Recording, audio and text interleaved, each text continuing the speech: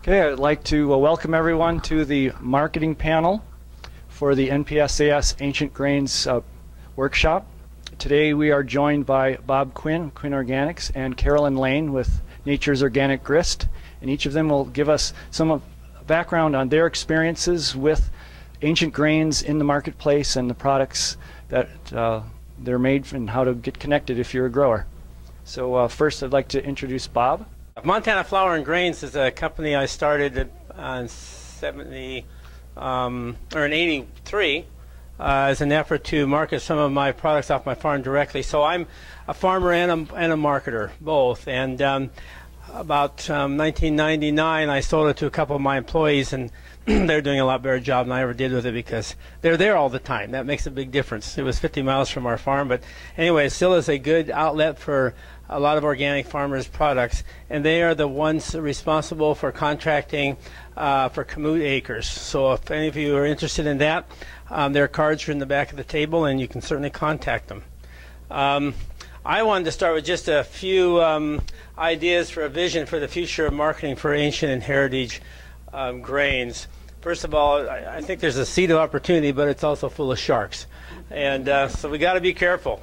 And we're also going to have to wait out a little bit this gluten-free, wheat-free tsunami that's going over us, because that's the big buzz right now, and that will slow down a little bit, I think, in the future, like most fads and things will do. I think that it might be good to position ourselves as an alternative to modern wheat, or as the wheat you can eat. We've used that for kamut from time to time, but there's no reason why it couldn't be used for any of the alternatives to modern wheat. I think it's time we create a Heritage Wheat Council of growers, manufacturers, brokers, and eaters who promote heritage and ancient grains to contribute, and not only the promotion, but also contribute to research and studying of them. It'd be very important, I think, to identify markers in modern wheat which are linked to problems which cause people trouble, and make sure those markers don't show up in new heritage varieties as the breeding programs get cranked up to go that way. And I mentioned this earlier about the grading system for desirable characteristics of nutrition and health benefits, and make sure that farmers can get more money for that, and people will be willing to pay more because they're going to get more value for it. Again, it's a change to focus in breeding programs that I think we need to demand from high yield to high nutrition and health. And then it's important to focus on a market where food prices and value are tied to nutrition density and health benefits. Because protein, high protein, that's what we're paid for, is not necessarily high nutrition. The market potential for kamut Coruscant wheat is currently booming. We can hardly keep up with the demand. Last year, the last 2 years, it's grown at 40% in annual growth. 75% of the market is now in Europe, and that's where the biggest growth is. The U.S. market is on the verge of a big boost because of the nationwide distribution of frozen dinners, which Michelangelo's has made it determined to change all of their whole grain pasta to kamut, and that'll be a big boost for us in America. This is what the wheat sales have looked like from the first year we started in '88 with just a few bucketfuls to 2011. As far as producer guidelines, we don't allow any farms to produce more than 25% of their crop acres allowed to be contracted in kamut, because that would discourage a good rotation, which is the key factor that makes organic systems work. The grain works best when planted following a grain manure plow down from the previous year as far as quality. We have a 50-acre minimum for the contracts. It should be grown in the region known for high potential success, and I'll show you on a map of that in a second. And it grows best where durum grows best. So if you're in a real good durum area, it should be in a good area for the kamut, except for going east. This is the line that we've kind of arbitrarily drawn. Most of it is grown in the upper 2/3 of the northern section of those lines, but we can't really go very far east of Bismarck or the Missouri River because of higher and higher rainfall. This stuff is very susceptible to black tip and all the funguses that cause black tip. And when it gets rained on the last 4 or 5 weeks before harvest, black tip just sets in just immediately. And that's a big problem in quality. So we don't go further east than that. So we're about in the western third of the Durham growing region of North America. We can't be in the whole Durham growing region. Oh, I forgot to mention, well, I mentioned this maybe last hour, that there's, in 2012 we had about 230 organic farmers for a contract about 80,000 acres altogether. As far as our pricing and our contracting, I tried to look at what Monsanto does and do everything opposite. That was my goal. So you won't find the same kind of contract from us that you get from them if you've looked at theirs. First of all, the seed is delivered to the farm each year at no cost for cleaning or delivery. The seed then is replaced by the grower at harvest time. So when you ship back to us the first load of grain, we take out bushel for bushel the amount of bushels we sent to you in the first place. It's not our goal to make money from the farmers on seed. That's completely different. And being a farmer myself, that was important to me. The market price for this coming year has been set. We have a base price that we started using in these years when the markets are just going crazy and no one can predict what's going to happen. Now they're extremely good, and so we've set a base price of $17 a bushel. And the final price, so that means it won't be less than that. And the final price may be more if we see an upward swing or additional pressure by summer. General guidelines are for pricing versus, we look at the chemical wheat prices, and if they're less than $10, we just double it, and that's our price to the farmer for Kamut brand grain, and we never go under $8 a bushel for it, even if the conventional price. When I first started with our first contracts in '89 or '90, I just took the conventional price for chemical spring wheat and tripled it, and that's where we started with our Kamut, and we've kind of kept it. That put it up to a high level, and we just kept it steady for almost 15 or 16 years. And we didn't have to change it because we were always above the noise of the market by a significant amount, and no one cared. The manufacturers loved it because they had a steady price they could count on, and the people at the other end just kept buying it. So it worked really well for us. And then in, what was it, in '08 when we went to $20 a bushel for 2 weeks or whatever it was. Those are the 2 weeks we were out contracting. And so that made a big problem for us. And we contracted for $20 a bushel, and everybody thought that was great. But the farmers, just to let you know what kind of group we're dealing with and what kind of company we try to be. So all of our farmers we had contracted at that point could have sold their Kamut for Durham, if they had blended off a little bit, at twice what they contracted at that time was about $12 a bushel, or not twice, but a significant amount more. And they didn't do that. Our growers stuck with us. And then the next year, when the price collapsed, as you remember, and a lot of companies were reneging on their farm contracts to farmers all over. They contracted for a big high price, and then when delivery came, they found an excuse not to take it or whatever. And we were able to keep all of our contracts to our farmers and our promises. They all got 20 bushel, even when the price had crashed by that time. So we try to be fair with the farmers when it favors whoever it favors us or them, and they've done the same for us generally, and that works really, really, really well.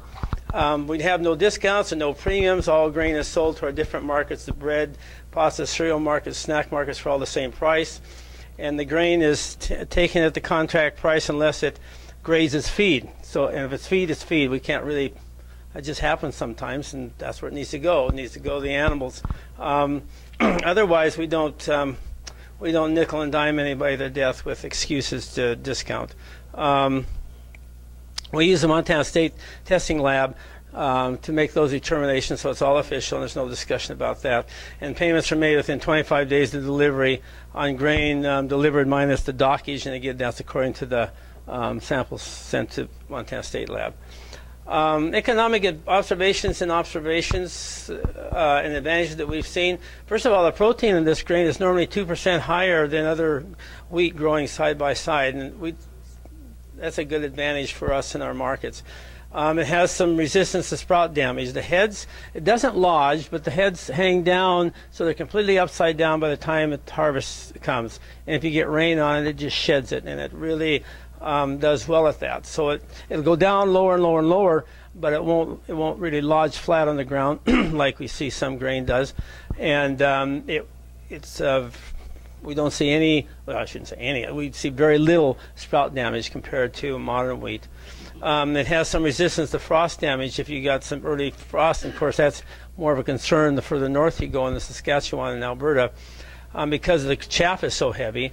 The grain is extremely hard but very brittle, so you need to slow down the cylinders on your combines, just barely knocking it almost all out, maybe leaving a kernel or two in the tip, or you'll crack it. And then for every grain you crack, probably half is going out the back of the combine, half in your tank. So you want to avoid cracking. It has a lower yield potential than modern durum, but it's been mentioned many times here already today, and we've heard this, and we've seen it ourselves. It has some drought resistance. So if you have above average rainfall, and comparing to durum, the yield is probably going to be somewhere 75 to 80% of durum. If you have just average year and average rainfall, it's going to be going up to 85 to 90%. But if you have a below average rainfall, you're probably going to be 100 or 150%, depending on how far it goes down. We suggest a seeding rate of, if you're in an area where you're seeding your durum at 90 to 100 pounds an acre, then we suggest 120 to 150. Although in Saskatchewan, some of the farmers are growing it, and I've started planting at 3 bushels, 180 pounds an acre at my farm. It does a lot better at that rate if it rains more. So you can get a third more in your harvest by planting a third more when you seed. And I think that's it. I'm Carolyn Lane. I work with Nature's Organic Grist, and probably a lot of you are familiar with our company. Troy DeSmit is our president. We've both been around for 14, 15 years in the organic grain industry, and my colleague Eric Fast in back here has been our grain buyer for the last couple of years. We're based out of the Twin Cities and primarily deal with small grains. Just to tell you a little bit about how we got involved in the ancient grain side of the business. A lot of it just was based on our company philosophy of really being passionate about providing healthy foods and grains to customers. And we've been following the consumer concerns about gluten intolerance and looking just for more nutrient-dense foods. And yeah, I think most of you are familiar that the ancient grain emmer is a tetraploid, so it doesn't have the same protein structure that causes a lot of the gluten sensitivities. And so we started having some of our regular customers for industrial ingredients that were asking us, well, can you get emmer for us? And it's been available fairly easily, but known mainly as farro and imported from Italy. So the idea of being able to have U.S. grown organic emmer was really appealing to a lot of them. And at the same time, the Farm Breeder Club had been doing all the work developing lines and ramping up some production. So we decided to go ahead and well, let's give it a crack. And since we had the marketing experience and a lot of the contacts, and about the same time, actually about a year before that, we had also been dabbling with ancient grain freekeh. And most people say, what is freekeh? But it dates back to biblical times, about 2300 BC. And as Bob was talking earlier, probably the first freekeh made at that time was grown from emmer, because that was the grain that was grown more predominantly. And legend has it that probably in ancient Syria a village was invaded, and before the villagers kicked the invaders out, all their fields were set on fire. So they went back and rubbed off that burnt hull to see if anything was salvageable, and they found out, because the grain hadn't been fully mature, that it actually had been roasted right inside the hull, and the grain inside was really good. And so they've been doing it traditionally in the Middle East and the Mediterranean area ever since then. And the word frika itself actually means, from the old classical Arabic word farik, to rub, because you have to rub off that burnt hull. And there'd been some interest in frika, and then Dr. Oz picked it up, and all of a sudden we were flooded with these requests for where can you get it. And so that's kind of what first got us into the ancient grains market, and then followed up with emmer. It just seemed such a good fit. And but that's also presented some real challenges and a very high learning curve, because these are grains that the average consumer has never heard of, or if maybe they've heard of it, but they certainly never tried cooking it. And so that's what I wanted to share with you today, is just some of the experiences and the trials and tribulations of trying to bring a new product to the market. Because, you know, on the producer side, growing it and getting a nice crop is one thing, but trying to sell it and break into markets is something that's totally different. Well, I mean, first, just a little about some of the steps in developing a new product. And, you know, one of the main challenges with emmer was there was a fair number of cheap imports already on the market out there, and how can we grow it and process it and distribute it here in a way that's competitive with what's out there, and how can we make it better? And as we already mentioned, that, you know, most people, when you talk about emmer, they go, "What's that?" And you know, maybe they've heard of farro, but it's really tough. The whole consumer education piece is, well, I think it's been kind of a grim lesson for us how difficult that is. And but at the same time, with that growing awareness of, especially with emmer's nutrient density and the fact that a lot of people with gluten intolerance can eat it. With that growing awareness, you know, you get some growing demand too, which creates the need for the farm production side of it. And we're especially seeing that on like with some of the East and West Coast restaurants, and in Europe, all of a sudden this grain that's been around forever is hip and trendy. But it's, again, that you've got that trendy market plus average consumers. How do you reach them all? Well, then another big factor has been the book Wheat Belly that was probably mentioned earlier at some point, and well, he doesn't really promote emmer or any kind of grain, it seems, but those who are looking for alternatives, not trying to go purely grain-free, you know, emmer has been a nice option for them. So that's been a factor and something we hear all the time. How does it relate to that book? But it kind of brings us to the old, you know, chicken or the egg question. What comes first? And we need the breeding side of it, and then the production side. But if you don't have those markets already developed, then you got, like Lewis said, all your grain sitting in your bins, and you're feeding it to your chickens and cows. On the other hand, we've got, you know, some demand on the trendy restaurants, and they'd like to see the organic, but are they willing to pay for it and pay what we need to make it viable? And then if you want to do it as a retail product, how do you get it out there? So these are some of the challenges that we've been fighting with, and to create a new retail product is incredibly expensive. Not just for a company like us that's trying to break into that market, but for manufacturers who they've got their product line already, they've got their recipes, their blends.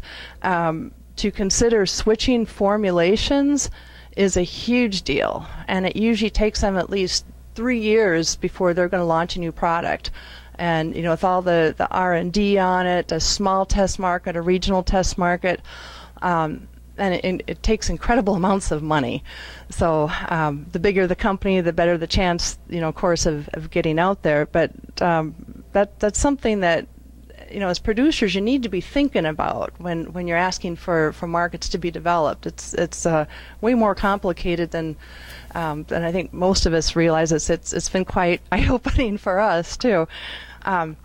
We've been traditionally industrial ingredient providers, and it's a whole lot easier to market, and this is some of the organic pearled farro.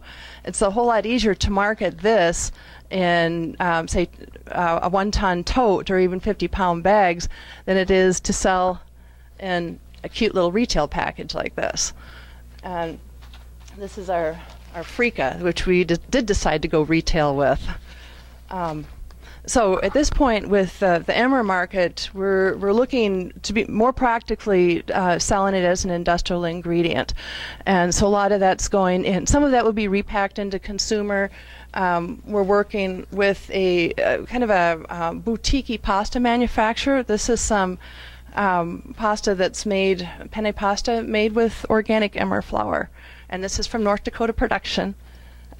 We also have some Freeka pasta back there that's made with the 1 year we tried some North Dakota production with the Freeka flour. So there's a fair amount of interest in creating blends of various grains, especially these ancient grains. So I think that's a real viable market. And Troy just got back from the Fancy Food Show in San Francisco a couple days ago. A lot of interest.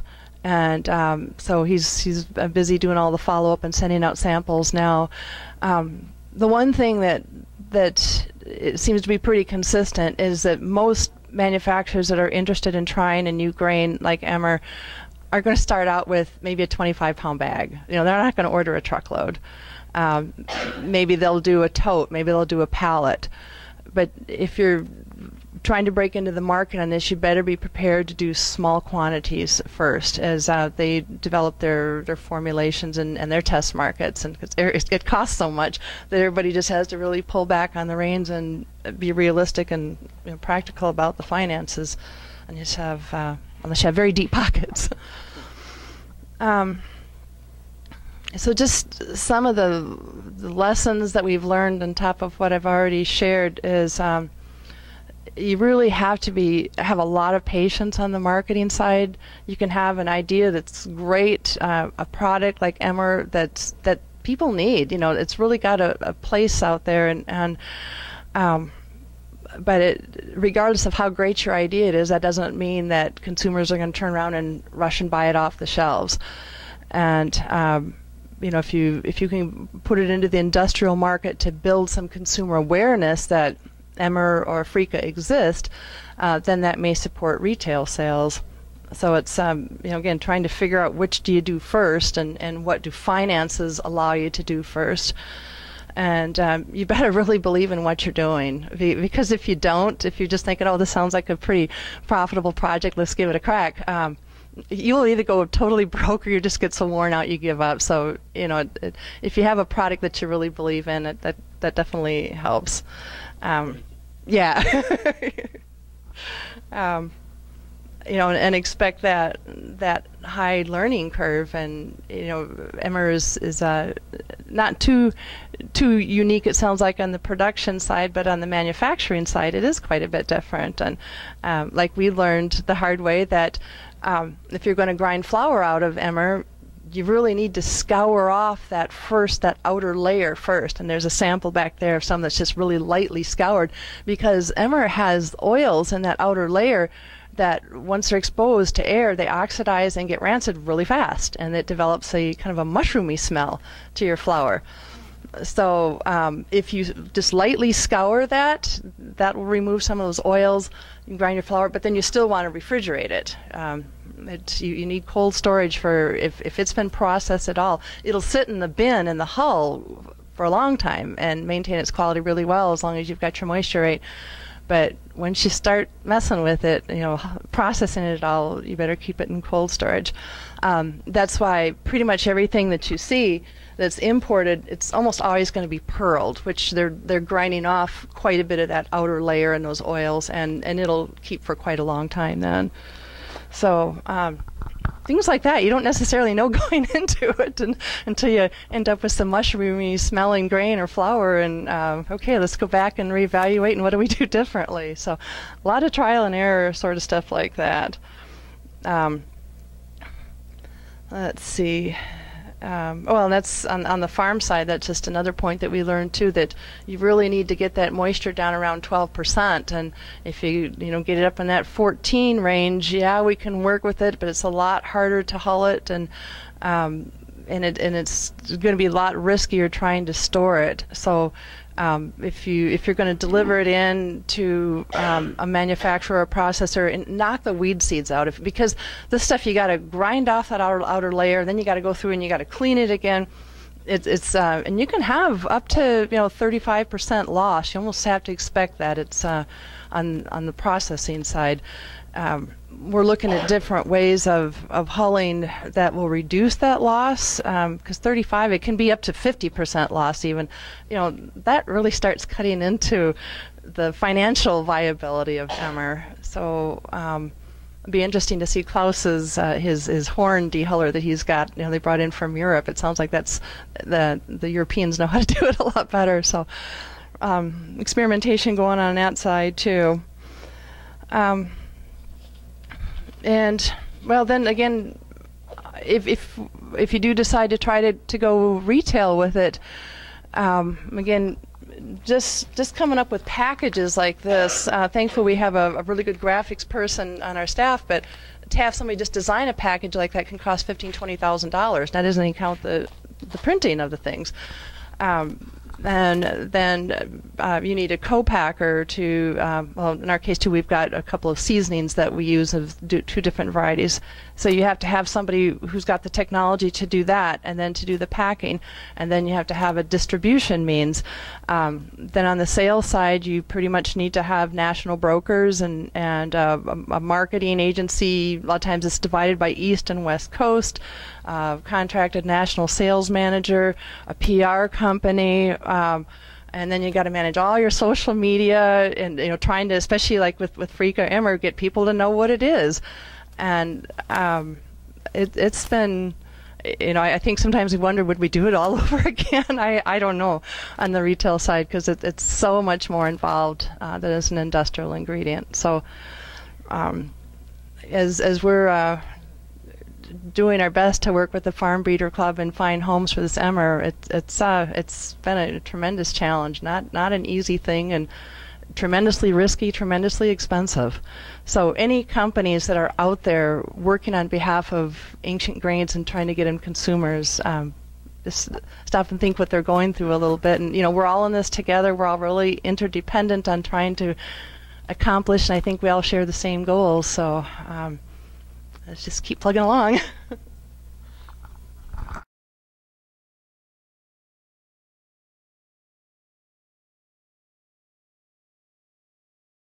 Bob was asking if in all the in the scouring of the outer layer to remove the oils, if you're losing some of the beneficials too, in the phenols.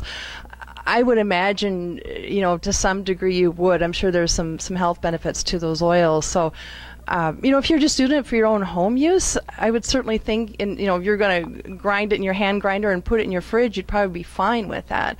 But for any kind of commercial use, it's kind of a necessary evil, I guess.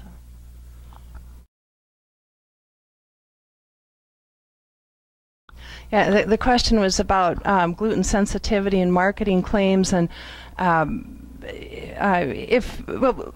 think all the grains that we're talking about today have some gluten. I guess I'm not sure about einkorn, so we can't say it's gluten-free. And to make that claim, I forget that there is an actual there's a number that you have to be able to test to if you're going to say gluten-free. So we can't do that.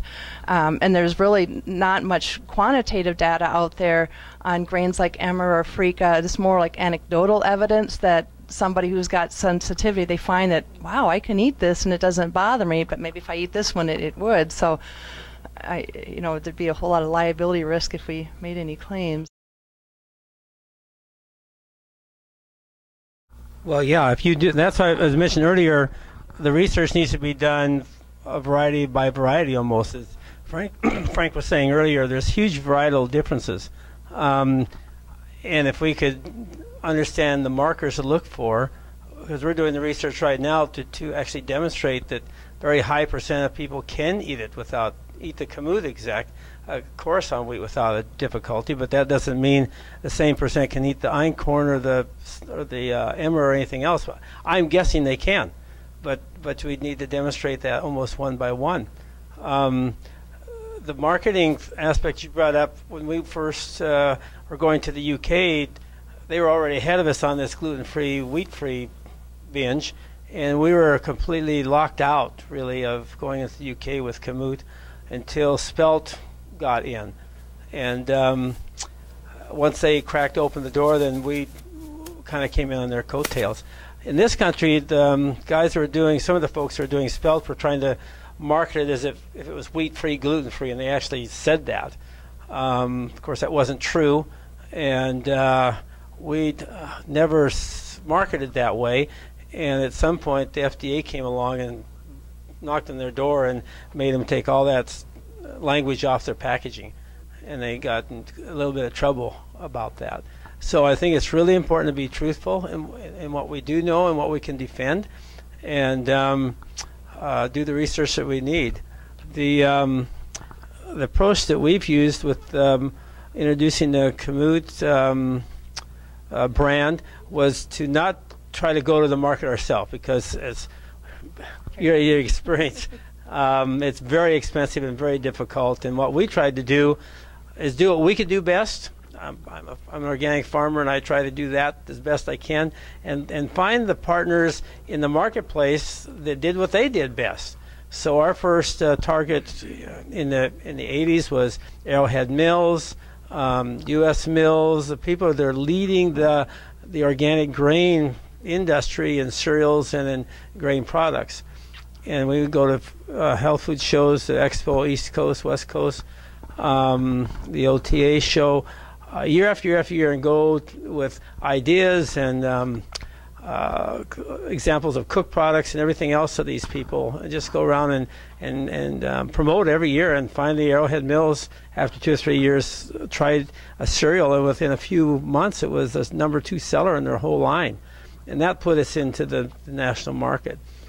I think that if you can brand something, if you could have a Dakota Emma or something like that that really had a certain level of guaranteed pureness and consistency and everything else that the buyers could depend on, then you could have something you can really promote in the marketplace from the grower level, and let the manufacturers who are set up to do that. It's very expensive, and now I don't know if we could do the same thing now that we did then, because there are a lot more smaller companies in existence then.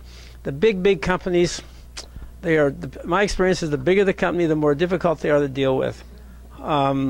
We had Kellogg's called us early on, and they asked for a couple pounds, and they asked for a couple totes.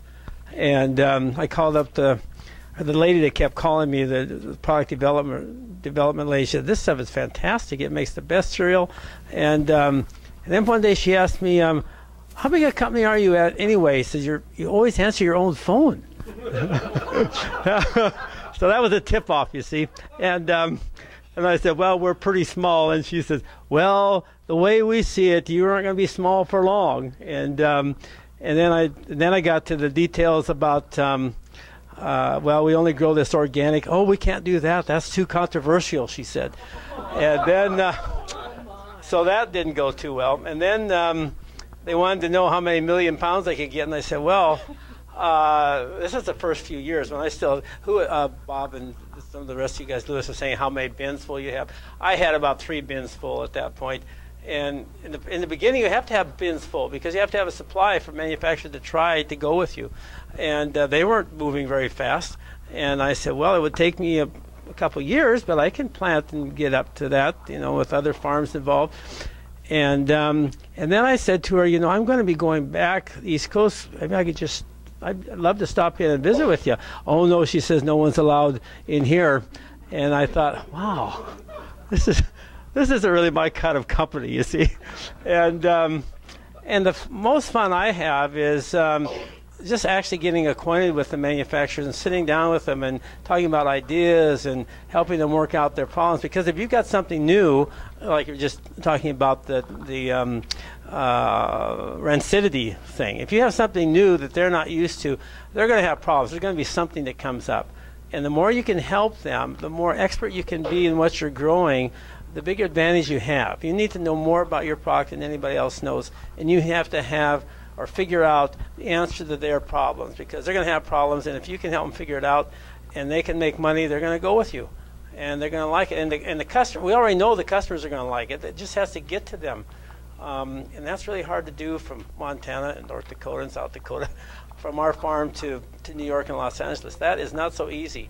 But if we go through some of, not the biggest channels, but some of the alternative channels now, and this is a good example right here, that we can work together and have some opportunities that we don't have now. I think that's the way we need to go, because right now the big guys aren't going to be the first ones to jump on board. They never are. They'll only come on once they see and smell money, and that's the way it is. And but we want to be in a position when that happens that we don't lose the opportunity we have to cash in on all the hard work we've done in the past. That's how I see it, opportunity.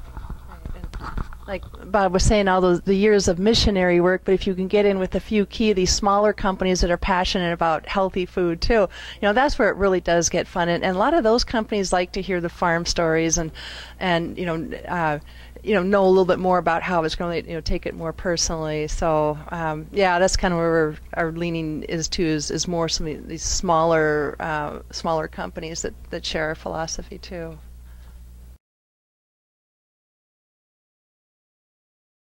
The question is, where are the Emmer markets at? Honestly, don't know where new crop is going to be. For old crop, we've been paying 50 cents a pound in the hull, and then we take on all the cost of the processing, the hulling, and all that good stuff, trucking. So, don't know where prices are going to be for the new crop. And that price has moved around a little bit. It started up higher, but then that's part of with the new grain too. You don't know what your costs are going to be. You don't know what your processing costs are going to be. And Stengel Seed and Grain have been doing the dehulling for us. And I guess Doug is the first one who labeled this a missionary project because he's really given us some breaks in the processing cost. And again, because it's so new to all of us. So price on something like this is, may move with what makes it economically viable and sustainable for everybody. It's not an exact science yet.